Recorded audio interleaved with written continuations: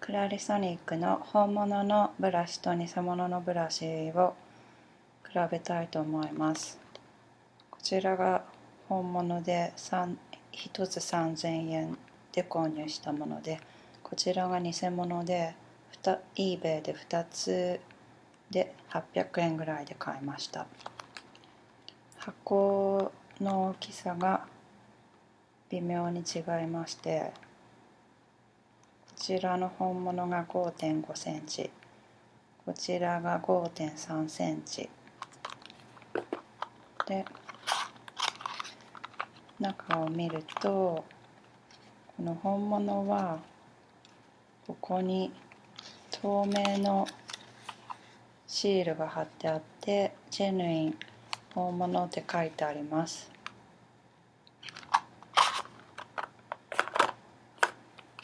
こちらは中開けてもシールはありません。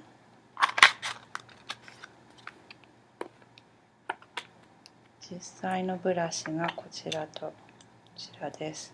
どちらもまだ濡らして使ってないんですけど、まず偽物の方が毛並みがふわふわふさふさしています。本物の方がところどころ隙間があります。そしてここの部分が本物は5ミリ、偽物が4ミリです。あと毛の長さなんですけど、本物がこの外側の毛は9ミリでした。偽物は 1センチ。実際このミア2につけてみると、これが本物で、この回転すべき中のブラシがすごい速く回転しています。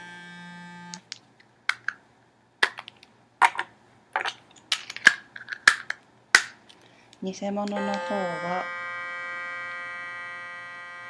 振動はありますが、ブラシは全く回転しません。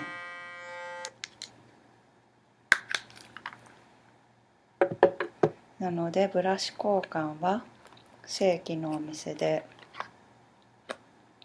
それからクラリソニックのお店で購入することを勧めます。